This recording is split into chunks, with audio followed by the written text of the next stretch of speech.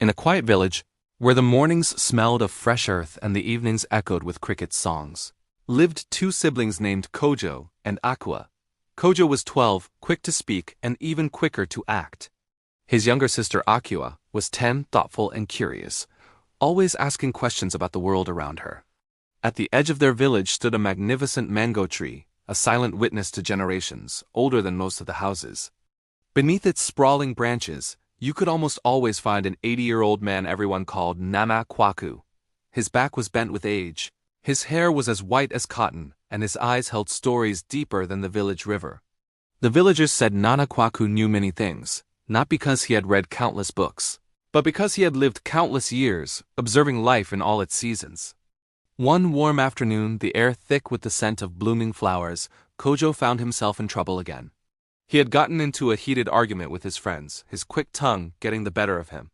At the same time, Akio felt lost and confused.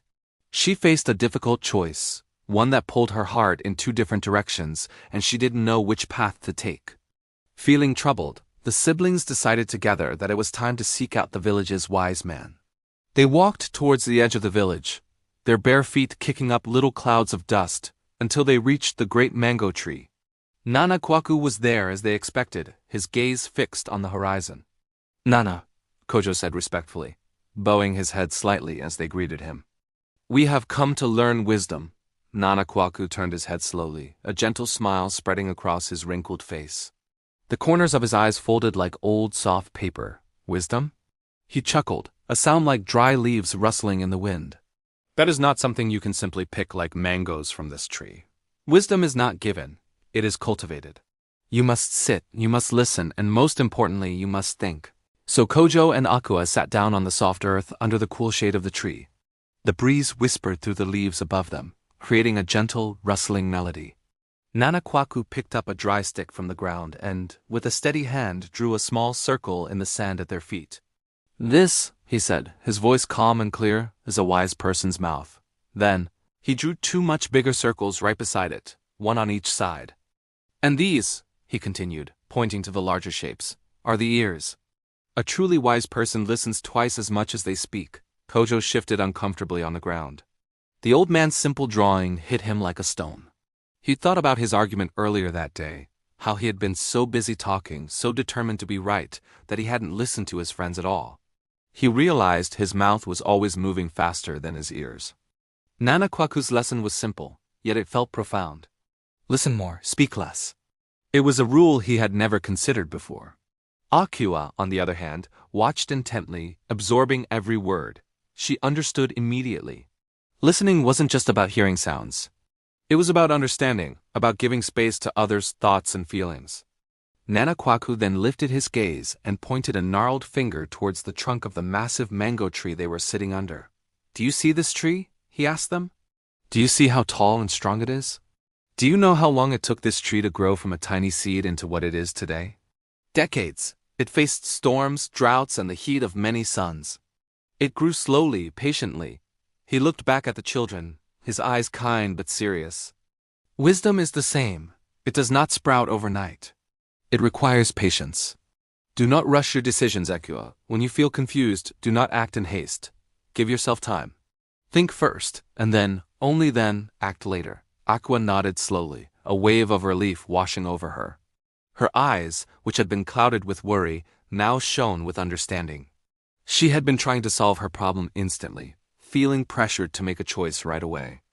Nana Kwaku's words gave her permission to be patient with herself, to let her thoughts settle like dust before deciding which way to go.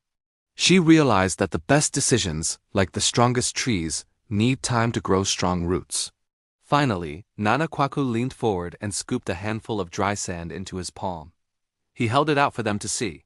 "Anger," he said softly, his voice barely above a whisper, "is like holding hot sand in your hand." He opened his fingers just a little, and the fine grains began to slip through the cracks, falling back to the ground. You think you want to throw it at someone who has hurt you. But while you hold on to it, waiting for the right moment to strike, it is you who gets burned. It burns your hand, your heart, and your peace. Learn to let go. He opened his palm completely, and the last of the sand fell away, leaving his hand empty and clean.